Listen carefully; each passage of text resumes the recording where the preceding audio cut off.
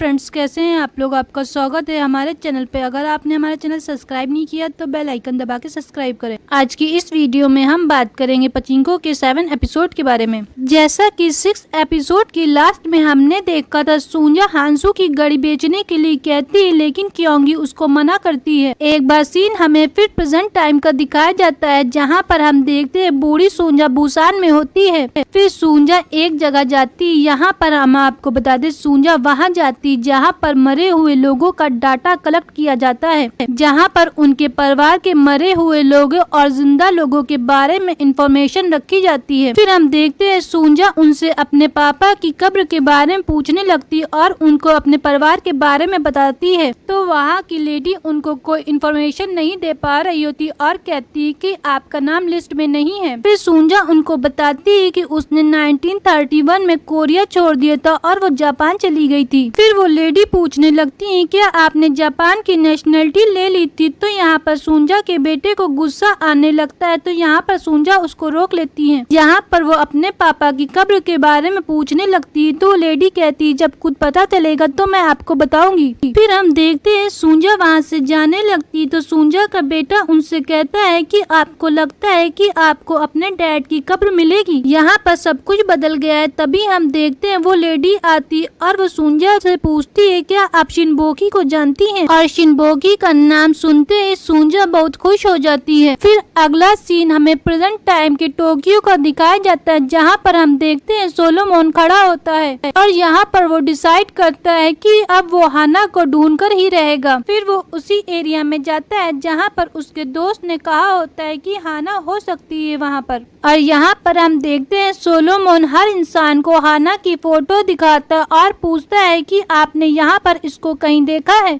और आखिरकार हमें यहाँ पे हाना दिखाई जाती है एक फोटो के जरिए। फिर सोलोमोन एक आदमी से हाना के बारे में पूछता है, तो वो आदमी कहता है यहाँ पर हर कोई एक वीक में ही दिखता है। फिर वो आदमी माफी मांगता और कहता है मैं आपकी कोई मदद नहीं कर सकता हूँ। फिर हम देखते हैं सोलोमोन गुजर रहा होता है, तभी उसकी नजर एक आदमी पे पड़ती है। फिर यहाँ पे सोलोमन उस आदमी का नाम लेता है, तुम हारुकी सन हो। यहाँ पर वो आदमी भी उसको देखता और उसको पहचान जाता है। फिर सीन हमें बुसान का दिखाया जाता है, जहाँ पर हम देखते हैं सूंजा शिनबोकी के घर जाती है और शिनबोकी वही जिससे सूंजा ने अपनी माँ का ख्याल रखने के लिए कहा था। फिर हम देखते हैं गेट ओपन होता है, तो शिनबोकी सूंजा को नहीं पहचान पाती। यहाँ पर सूंजा उससे कहती है कि मैं बहुत बदल गई हूँ और ये बोलकर वो रोने लगती। तभी हम देखते हैं शिनबोकी पहचान जाती है कि ये सूंजा है और वो उसको गले लगाकर रोने लगती है। और यहाँ पर हम देखते हैं सूंजा भी उसको गले लगा के बहुत रोने लगती है। फिर अगला सीन हमें पास का दिखाया जाता है, जहाँ पर हम देखते हैं सूंजा घड़ी बेचने जाती है, तो शॉप वाला उसे कम रेट देने के लिए कहता है।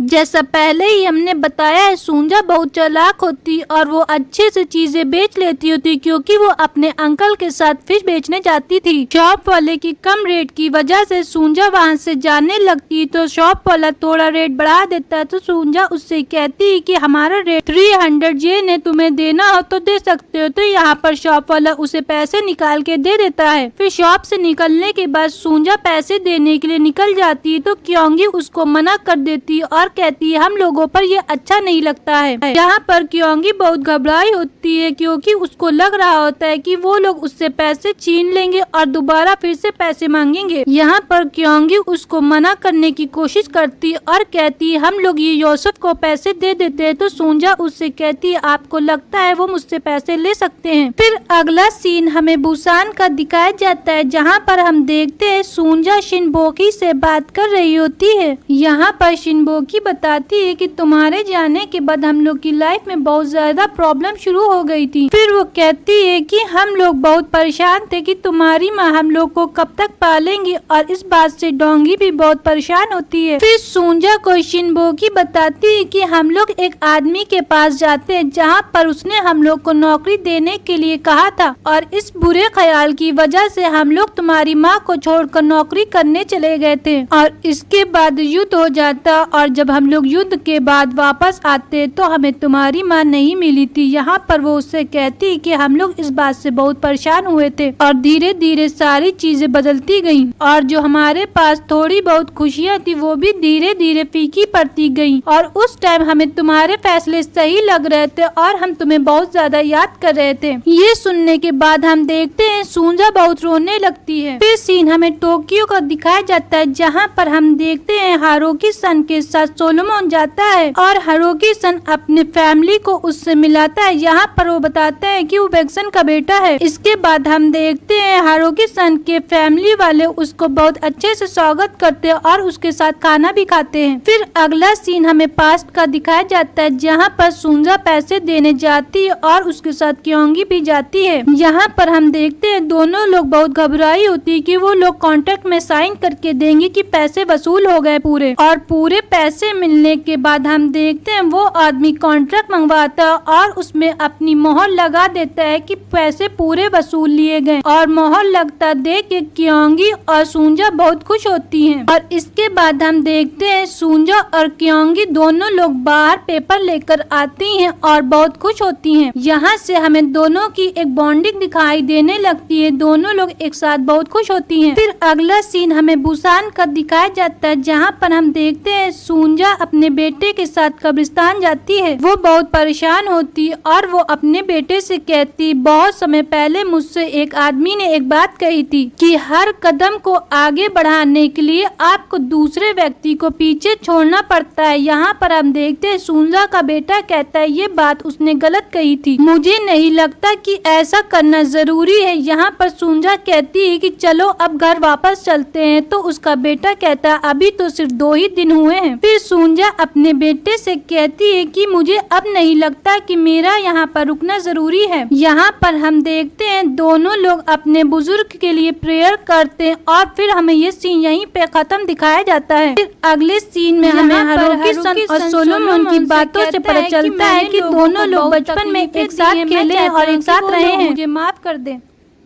फिर सोलोमन उसकी वाइफ के बारे में पूछने लगता है जहाँ पर वो कहता है कि मेरी वाइफ किसी और से प्यार करती है क्योंकि मैं उसके लायक नहीं हूँ और मैं हमेशा उम्मीद करता हूँ कि वो मेरे पास आ जाए और हम दोनों लोग खुशी से रहें। यहाँ पर हम देखते हैं सोलोमन उसकी बातों से कुछ परेशान होता है और ये सीन हमें सस्पेंस में रखा दिखाया गया है। फिर सोलोमन हारुकी सन को कुछ पैसे देने लगता है लेकिन उसके दिमाग में कुछ आता है, फिर वो पैसे रख लेता और वहाँ से जाने के लिए कहता है। जब सोलोमन जा रहा होता है तो हारुकी सन उसको बहुत गौर से देखता और कहता है तुम्हें भी तुम्हारी मंजिल मिल जाए। फिर सीन हमें पास्ट का दिखाया जाता है जहाँ पर सुंजा और क्योंगी घर जाती, तभी उनकी नजर योसेफ पे पड़ती और वो दोनों बहुत घबरा जाती हैं। फिर अगले सीन में हमें हांसू दिखाया जाता है जहाँ पर वो उसी शॉप वाले के पास जाता है जहाँ पर सुंजा ने वॉच बेची होती है। फिर शॉप वाला हांसू से पूछता है कि आपको कैसे पता चला कि वो लड़की यहाँ पे जरूर वॉच बेचने आएगी। तो यहाँ पर हांसू कहता है कि वो एक शादीशुदा जिंदगी का सपना देखने वाली लड़की है। फिर हांसू उस घड़ी के बदले यहाँ पर उस शॉप वाले को ज्यादा पैसे देता और घड़ी वापस ले लेता है। फिर अगले सीन में हमें सोलोमन दिखाया जाता है जहाँ पर वो याद कर रहा होता है जब वो ऑफिस में हाना से बात कर रहा होता है तो सामने एक बिल्डिंग होती है। फिर सोलोमन अपना फोन लेकर उस बिल्डिंग के सामने खड़ा हो जाता है बिल्कुल ऊपर। फिर हाना उससे बात करती है और कहती है कि तुम वापस आ जाओ, अब मैंने बहुत देर कर दी है। और 7 एपिसोड हमारा यहीं पे खत्म हो जाता है। इस वीडियो में हम बात करेंगे पचिंको के 8 एपिसोड के बारे में। एपिसोड की स्टार्टिंग में हम देखते हैं सोलोमन कुछ ऐड देखता है प्रॉपर्टी के। फिर हम देखते हैं सोलोमन अपने ऑफिस से टॉम को फोन करता है जो उसके डायरेक्टर होते हैं। यहाँ पर वो टॉम को बताता है कि योशी जो उसका क्लाइंट होता है वो कुछ प्रॉपर्टी बेच रहा है और मैंने उसके ऐड देखे हैं। तो टॉम उसे कहता है कि उसे नौकरी से निकाला जा रहा है। इसके बाद सोलोमन कहता है अगर उसके साथ ऐसा हुआ तो वो वापस अमेरिका नहीं जा सकता है। तभी हम देखते देखते उसके पास हाना का फोन आता है। फिर अगले सीन में हमें ओसाका का दिखाया जाता है, जहाँ पे हमें 1975 का दिखाया जाता है,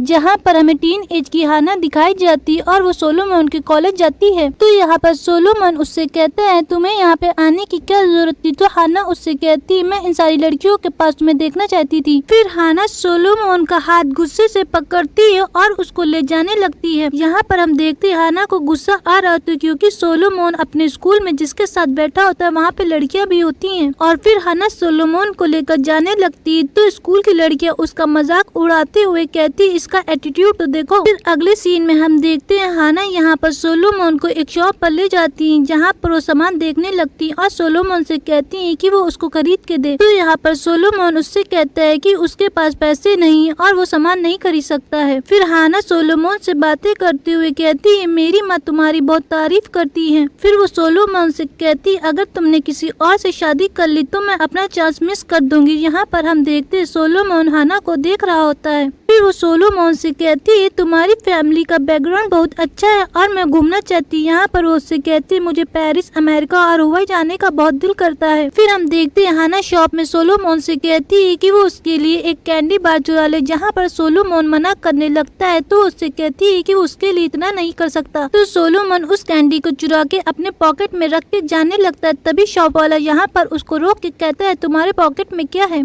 तो सोलोमन भागने लगता है, तो शॉप वाला अपनी दुकान बंद कर लेता है और यहाँ पर वो सोलोमन को पकड़ लेता है। फिर हम देखते हैं शॉप वाला यहाँ पर हाना को दूसरे दरवाजे में बंद कर देता है। ये देखकर सोलोमन को बहुत गुस्सा आ रहा होता और शॉप वाला फोन करने लगता है पुलिस वाले को। यहाँ पर वो पुलिस वालों को बताता है कि एक कोरियन लड़का आकर उसकी शॉप में चोरी कर रहा है। ये सब सुन रहा होता है सोलोमन, ये देखकर उसको गुस्सा आने लगता है। फिर हम देखते हैं सोलोमन को बहुत गुस्सा आ रहा होता और दूसरी तरफ हम देखते हैं हाना उसको मना करने लगती। तभी हम देखते हैं सोलोमन एक पंच बनाता है और यहाँ पर वो उसको मारने वाला ही होता है। फिर दूसरा सीन हमें दिखाया जाता है, जहाँ पर हम देखते हैं सोलोमन पुलिस स्टेशन में होता है। तभी हम देखते हैं वहाँ पर सोलोमन के फादर आते हैं और वो पुलिस वाले से कहते हैं कि मेरा बेटा ऐसा नहीं, वो कभी ऐसी हरकत नहीं कर सकता है। यहाँ पर वो पुलिस वाले से माफी मांगते हुए कहते हैं कि आप उसे माफ कर दे, इसने सिर्फ एक कैंडी ही चुराई है। फिर सोलोमन के फादर कहते हैं आज के बाद वो ऐसी गलती नहीं करेगा। यहाँ पर पुलिस वाला मना करता और कहता है कि मैं इसको नहीं छोड़ सकता। सोलोमन के फादर बहुत परेशान होते। तभी हम देखते हैं पुलिस स्टेशन में एक फोन आता है और यहाँ पर हम देखते हैं पुलिस वाला उनसे कहता है कि इस बच्चे को छोड़ दो, तुम्हारे पास बहुत पावर है। ये सुनने के बाद सोलोमन के फादर भी परेशान हो जाते हैं कि अचानक से इन्होंने छोड़ने का कैसा फैसला लिया। फिर पुलिस स्टेशन से निकलने के बाद हम देखते हैं सोलोमन के फादर चिल्लाते हुए कहते हैं ये तुमने सिर्फ हाना की वजह से किया, ये सारा काम उसने ही तुमसे करवाया होगा। यहाँ पर सोलोमन इनकार करते हुए कहता है कि हाना ने कुछ भी नहीं करवाया है, ये सब मैंने ही किया है। तो सोलोमन के फादर कहते हैं मैं तुम्हें अमेरिका भेजने वाला हूँ, मुझे पता है तुम्हारी दादी नहीं मानेंगी, लेकिन मैं उनको समझा लूंगा। फिर अगला सीन हमें पास्ट का दिखाया जाता है, जहाँ पर हम देखते हैं यूसुफ क्योंगी के ऊपर चिल्ला रहा होता है। यहाँ पर वो उससे कहता है तुम दोनों ऐसा कैसे काम कर सकती और तुम दोनों बाहर क्यों निकली। तो हम देखते हैं यहाँ पर आ जाती सुंजा और उससे कहती है क्योंगी की कोई गलती नहीं है। तो क्योंगी कहती है नहीं, इसने तुम्हारी सिर्फ मदद करने के लिए सारा काम किया। जहाँ पर हम देखते हैं यूसुफ चिल्लाने लगता है और वो सुंजा से कहता है तुम्हारे पास वो घड़ी कैसे आ गई। यहाँ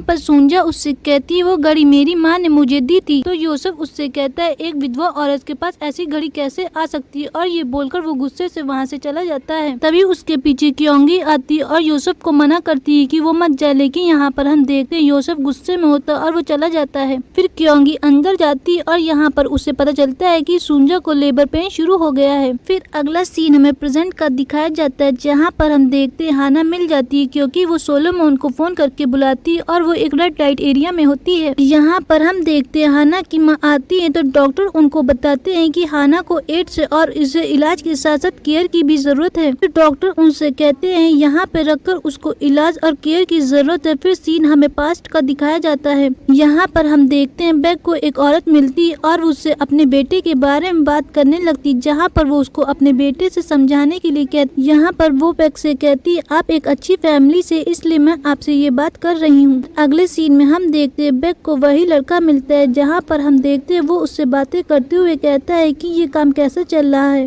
और यहाँ पे हम आपको बता दे, एक सबवे का काम चल रहा था और वो लड़का उसमें काम करता है। तो बेक उससे कहता है तुम्हारी माँ को बहुत फिक्र है। यहाँ पर वो उससे पूछता है तुम्हारे पापा की कब मौत हुई? तो लड़का बताता है कि जब मैं 14 साल का था। फिर यहाँ पर वो लड़का कहता है मैं यहाँ पर ऐसा बनाना चाहता हूँ कि हम लोग के घर और जानवर बिल्कुल अलग हैं, क्योंकि हम लोग एक इंसानों की तरह नहीं रह रहे हैं। यहाँ पर बेक से वो लड़का कहता है हमारे और जानवरों में कोई फर्क नहीं, हम दोनों लोग एक ही गली में पड़े रहते हैं। तो बेक उससे कहता है तुम्हें ये सब धीरे बोलना चाहिए। फिर बेक उस लड़के से कहता है तुम ये सब धीरे बोलो नहीं तो तुम्हारी फैमिली को सबसे ज्यादा नुकसान हो जाएगा और उनका चेहरा पहचान नहीं पाओगे तुम। तो वो लड़का बेक से कहता है जब मैं अपनी फैमिली से मिलता हूँ तो मैं उनको पहचान नहीं पाता हूँ और वो मुझे अजनबी की तरह लगते हैं। वो लोग इतना काम करते हैं और उस चीज से उनको कोई फर्क नहीं पड़ता है। यहाँ पर हम देखते हैं बेक उसको समझाने लगता है, लेकिन वो लड़का बहुत गुस्से में होता है। तो बेक उससे कहता है कि मैं तुम्हारी माँ से क्या कहूँगा? तो वो लड़का बेक से कहता है मेरी माँ से कह देना कि मैं उनको बहुत प्यार कर सकता हूँ, लेकिन मैं उनके लिए कुछ भी करूँगा। और ये सारी बातें बोलने के बाद वो लड़का वहाँ से चला जाता है। फिर सीन हमें प्रेजेंट का दिखाया जाता है, जहाँ पे हमें हॉस्पिटल में हाना दिखाई जाती है। यहाँ पर सोलोमन हाना से कहता है मैं तुमको अमेरिका ले चलूंगा और तुम्हारा इलाज वहाँ पे करवाऊंगा। जहाँ पर हम देखते हैं हाना उसको मना कर देती और कहती मैं अमेरिका नहीं जाना चाहती हूँ। फिर हाना सोलोमन से कहती तुम्हारी बातें 14 साल के सोलोमन जैसी है, लेकिन तुम बिहेवियर बिल्कुल सोलोमन की तरह ही कर रहे हो।